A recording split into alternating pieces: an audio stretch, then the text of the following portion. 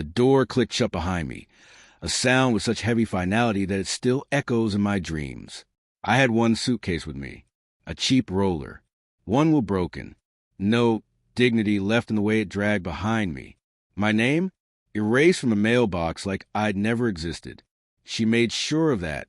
"It's better this way, Dad," my daughter muttered, her eyes fixed on the glow of her phone screen, never once looking up. Her voice held the chill of someone long gone. Behind her stood her mother, arms crossed, a smirk of quiet triumph on her face, like I was some stain she'd finally scrubbed out of her life. No one cried. No one begged me to stay. They didn't expect me to beg either, and I didn't. I walked down the marble steps I paid for, past the fountain I commissioned, through the gate I had installed with my own hands, and onto the sidewalk like a man being quietly buried alive. But they didn't know what I knew. 6 hours earlier, I had opened an email. No subject, just one simple line. "Your claim has been verified. Funds will deposit within 24 hours. Asterisk, asterisk." Attached was a scanned check from the State Lottery Commission. $28 million. Not a single soul knew. Not the woman I'd spent 2 decades loving. Not the daughter I raised with bedtime stories and pinky promises and late-night milkshake runs. They thought they'd won. But let me tell you how it really ended. Jenna and I married young. She had the money, I had the charm. She used to say she loved how I could fix anything, build anything, laugh through anything. I thought her father's contempt would soften over time. It didn't. Still, we made a life together. A beautiful, messy life. A home. A daughter. Emily. She was my world in the shape of a child. We were happy until the money began to whisper into our lives. Hers, not mine. After my back injury, I lost my construction job. Jenna started taking care of things.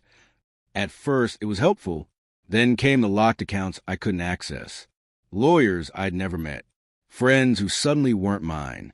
She joined a wine club, and he started appearing. Grant, the business advisor. Slick hair, Rolex, veneered teeth. I was told he was helping her diversify her investments.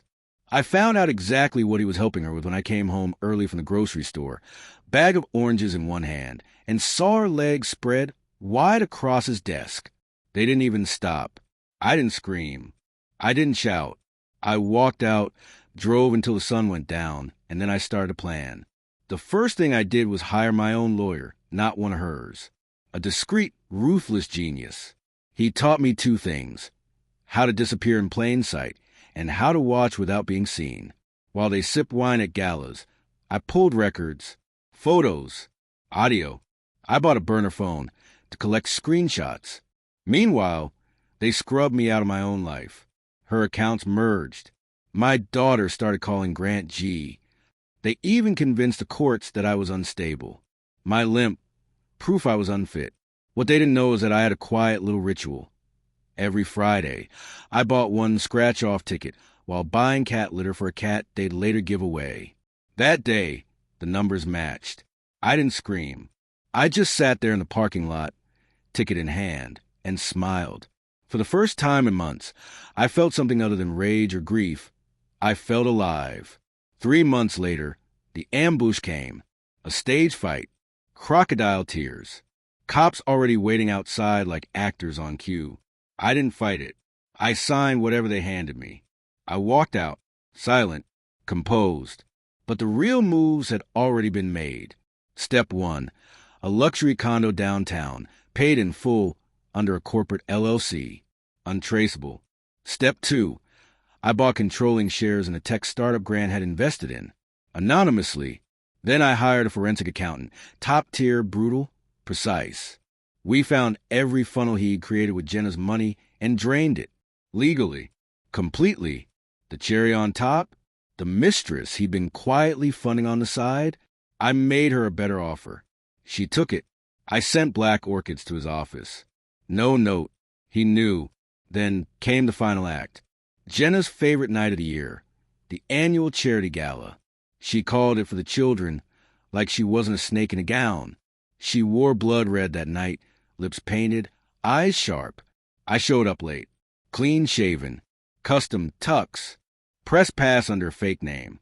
She didn't recognize me until I took the mic during the silent auction. Tonight's special item, I said evenly, is the final remaining asset owned by Jenna Lawson before her accounts were frozen this morning. The room gasped. Cameras turned. Jenna blinked like the walls were collapsing around her. I looked at her. Calm. Cold. Don't be surprised, I said. You always told me I wasn't enough. So I became more than you could imagine. Security closed in. I handed them a folder, legal, ironclad. Behind her, Grant stumbled out from the crowd. Phone pressed his ear, face flushed. His mistress had cleaned him out. So had I. The next morning, Jenna showed up at my condo.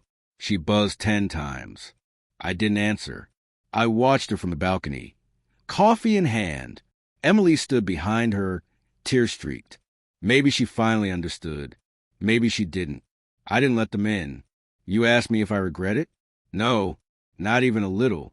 They threw me away like I was disposable. The man who built their lives, who held them through storms, who loved them deeply and without conditions. I didn't just survive. I rewrote the ending. People say revenge is best served cold. They're wrong. It's best served calculated. After a long, quiet wait, when they think they've won, only to find out the man they buried came back a millionaire before the sun even rose.